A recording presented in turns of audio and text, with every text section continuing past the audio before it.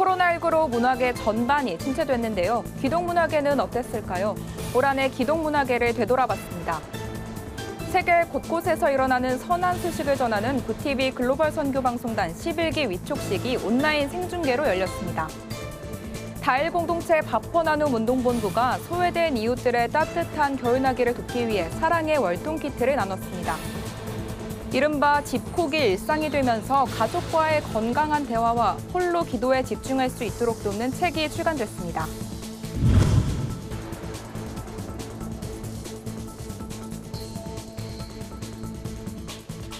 안녕하십니까. 구TV 뉴스입니다.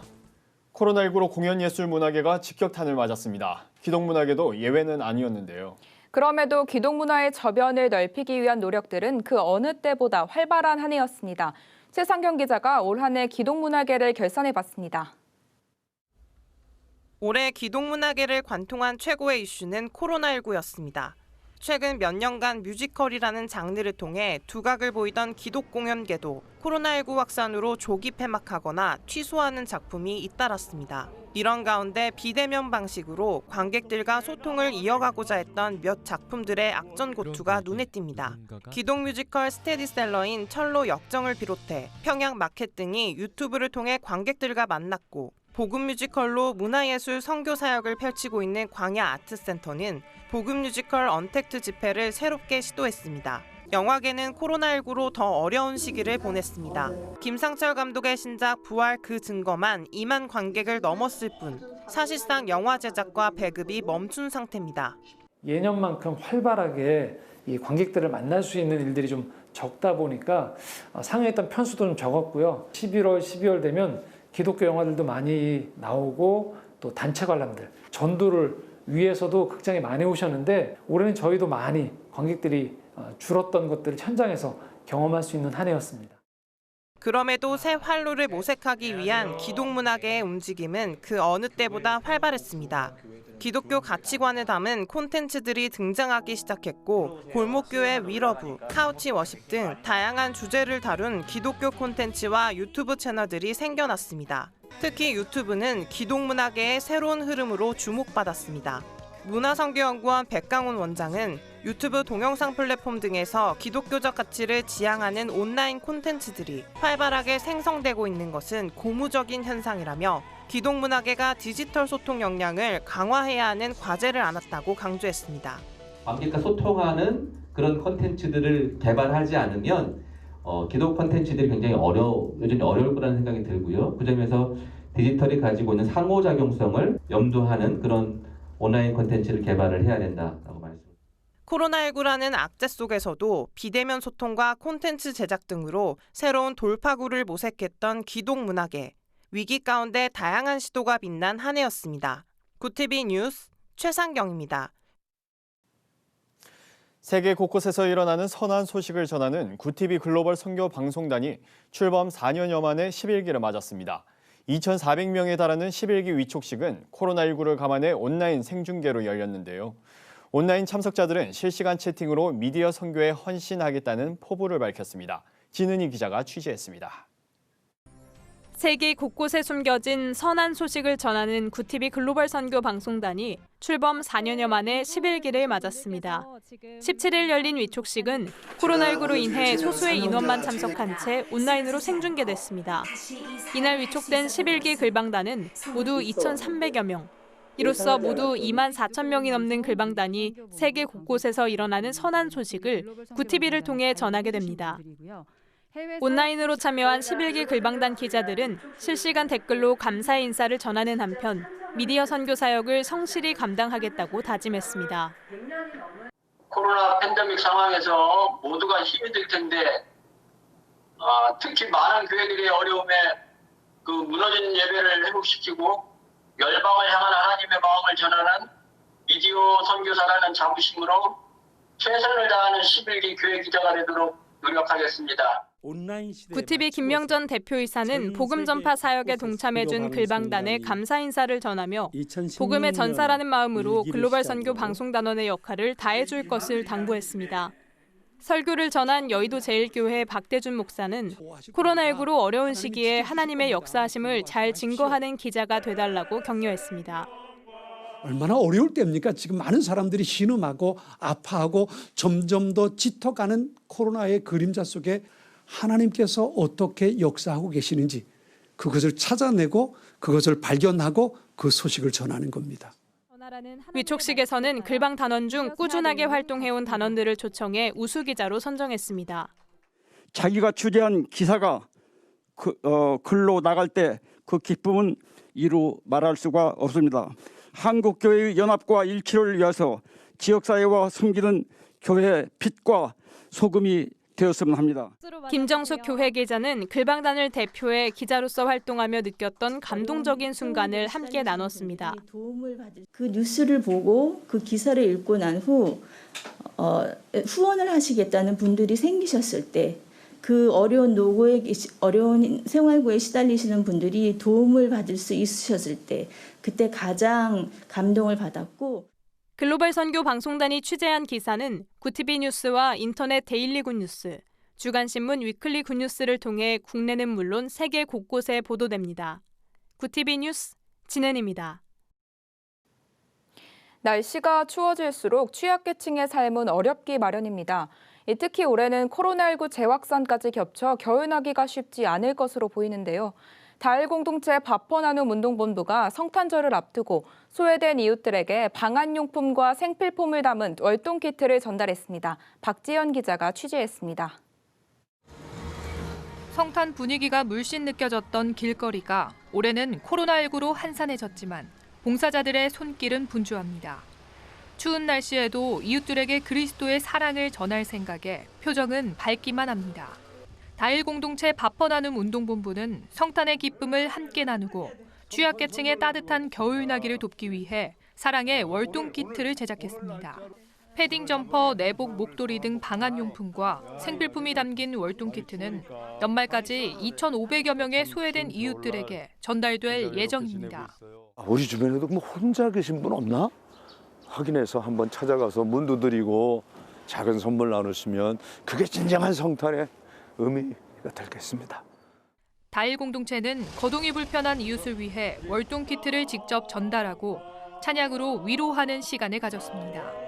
어르신들은 봉사자들의 사랑과 관심에 잠시나마 추위와 생활고를 잊게 됐다며 감사 인사를 전했습니다. 눈물 나오는데 갑자기 거치니까 손이 복잡해. 고마워요. 감사합니다. 고맙습니다. 이날 봉사에 참여한 다일공동체 홍보대사인 배우 윤석화 씨는 어려운 이웃들이 따뜻한 겨울을 보내는데 작은 손길이나마 보탤 수 있어 감사하다며 응원했습니다. 고난이 축복이라고 말씀하신 주님의 말씀은 바로 이럴 때 우리가 잡아야 되는 게 아닌가 싶어요. 여러분 코로나에 지지 마시고 힘내십시오. 사랑합니다. 추위가 기승을 부리는 요즘 성탄절을 맞아 소외된 이웃들을 돕기 위한 따뜻한 손길로 훈훈함이 더해지고 있습니다. 구티비 뉴스 박재현입니다. 집에 있는 시간이 어느 때보다 길어진 요즘 가족과의 건강한 대화 방법과 홀로 기도에 집중할 수 있도록 돕는 책이 출간됐습니다. 목사인 아버지와 철학도 아들이 주고받은 편지 20통을 엮은 이 책은 한 주제를 놓고 서로 다른 고전을 제시하며 대화를 이어갑니다.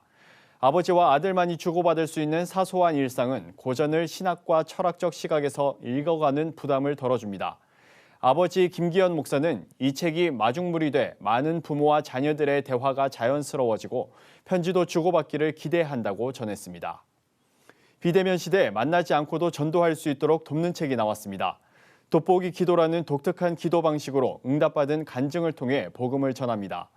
돋보기 기도는 돋보기로 초점을 맞춰 검은 종이를 태우듯 20분간 기도에 집중하는 방식입니다. 책에는 저자인 생명샘 교회 정서구 목사가 체험한 50가지 기적들이 전부 기록되어 있습니다. 오늘의 이슈 포커스입니다.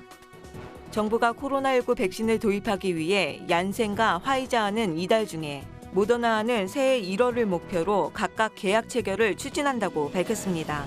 앞서 아스트라제네카 백신은 구매 계약을 체결하고 새해 3월 중에 국내에 들여온다고 밝힌 바 있습니다. 도입된 백신 접종은 11월까지 완료하겠다는 계획입니다. 우선 노인이나 집단시설 거주자, 만성질환 등 코로나19 취약계층과 보건의료인 등 약 3,600만 명을 우선 접종 권장 대상으로 검토하고 있습니다. 서울에서 코로나19 확진 후 자택 대기 중인 환자가 580명인 것으로 파악됐습니다. 박유미 서울시 재난안전대책본부 방역통제관은 18일 브리핑을 통해 17일 0시 기준 병상대기 확진자가 580명이며 이 가운데 하루 이상 병상대기 인원은 227명이라고 밝혔습니다. 수도권 병상 부족 사태가 심각해지는 가운데 경기도에서도 확진자가 병상 대기 중 숨지는 일이 처음으로 발생했습니다. 경기도는 코호트 격리 중인 부천 요양병원에서 지난 12일 코로나19에 확진된 80대 환자가 나흘 만인 16일 병상 배정을 기다리다가 숨졌다고 밝혔습니다. 정부가 지방 중소도시까지 집값 급등세가 번지자 파주, 논산 등 37곳을 규제 지역으로 지정했습니다. 조정 대상 지역에는 부산과 대구, 광주, 울산 등 4개 광역시가 포함됐습니다. 창원시 의창구는 투기 과열지구로 지정됐습니다. 이번에 지정된 지역은 대출, 세금 등의 강화된 규제가 적용되며 주택을 구매하려면 자금 조달 계획서를 제출해야 합니다. 정부는 규제 지역을 대상으로 고강도 실거래 조사와 중개사무소 현장 단속에도 나설 예정입니다. 반도체 산업의 수출 부진으로 지난해 대기업 수출액이 통계 작성 이래 가장 큰 폭으로 감소했습니다. 통계청과 관세청이 18일 발표한 2019년 기준 기업 특성별 무역 통계 결과에 따르면 지난해 수출액은 전년 대비 10.3% 감소한 5,412억 달러였습니다. 수출 감소세는 특히 대기업에서 두드러지게 나타났습니다. 대기업 857곳의 수출액은 전년 대비 13.5% 감소한 3,478억 달러로 집계되면서 관련 통계 작성이 시작된 2015년 이래 가장 높은 감소율을 기록했습니다. 정부가 많은 출산 가정이 산후조리 도우미 서비스의 혜택을 볼 수 있도록 지원 대상을 확대하기로 했습니다. 보건복지부는 18일 이 같은 내용을 담은 모자보건법 시행령 개정안을 새해 1월 27일까지 입법 예고한다고 밝혔습니다. 산후조리 도우미는 그동안 가구 소득을 기준으로 일부 가정에만 지원돼 왔습니다. 정부는 현행 중위소득 120% 이하 기준을 새해에는 150% 이하로 확대하면서 지원 범위를 순차적으로 넓힐 계획입니다. 토트넘의 손흥민이 지난 시즌 번리를 상대로 뽑아낸 70m 원더골로 국제축구연맹 피파 푸스카스상의 주인공이 됐습니다. 한국 선수로는 처음이자 아시아로는 역대 2번째입니다. 손흥민은 인스타그램을 통해 아주 특별한 밤이라며 투표하고 지지해주신 모든 분께 감사하다고 소감을 전했습니다. 푸스카스상은 헝가리 축구의 전설 고 페렌츠 푸스카스의 이름을 따 2009년 제정한 상입니다. 한 해 동안 축구 경기에서 나온 가장 환상적인 골을 넣은 선수에게 주어집니다. 굿TV 뉴스 천보라입니다. 굿TV 월드와이드입니다. 미국 식품의약국 FDA 자문기구인 백신 생물의약품 자문위원회가 제약사 모더나의 코로나19 백신의 긴급 사용 승인을 권고했습니다. 이로써 화이자 바이오엔테크의 백신에 이어 미국에서 2번째 백신이 상용화를 앞두게 됐습니다. 위원회는 18세 이상 성인에 대한 모더나 백신 접종은 위험성보다 이득이 더 크다고 판단한 것으로 알려졌습니다. 앞서 화이자 백신의 경우 최종 승인까지 초고속으로 진행된 것을 고려하면 이번에도 늦어도 2-3일 내로 후속 절차가 마무리될 전망입니다. 지난 2014년 소치 동계올림픽에서 도핑 테스트 결과를 조작한 사실이 드러나 2018년 평창 동계올림픽에 러시아 출신 올림픽 선수라는 개인 자격으로 출전했던 러시아가 또다시 징계를 받게 됐습니다. 스포츠중재재판소는 러시아의 도핑 샘플 조작 혐의를 인정해 2021년 도쿄 하계올림픽과 2022년 베이징 동계올림픽, 카타르 월드컵 등 2년간 주요 국제 스포츠 대회 참가를 제한했습니다. 다만 도핑과 무관하다는 점이 입증된 선수들은 중립국 선수라는 개인 자격으로 뛸 수 있으나 러시아 국기와 국가 사용은 금지됩니다. 러시아는 기술적 문제일 뿐이라고 이의를 제기했습니다. 최근 나이지리아 북서부 카트시나주에서 무장 괴한들에게 납치된 10대 남학생 340여 명이 피랍 일주일 만에 풀려났다고 로이터 통신과 AP통신 등이 보도했습니다. 카트시나 주지사는 344명의 학생이 풀려나 정부 보안군에 인계돼 돌아오는 중이라며 피랍된 학생 대부분이 풀려났다고 생각한다고 밝혔습니다. 지난 11일 밤 총기로 무장한 괴한들은 카트시나주의 한 기숙학교에 있던 800여 명의 학생을 덮쳤고 담장을 넘어 달아난 학생들을 제외한 이들만 납치했습니다. 이슬람 급진 무장단체 보코하람은 사건 직후 이번 납치가 자신들의 소행이라고 주장한 바 있습니다.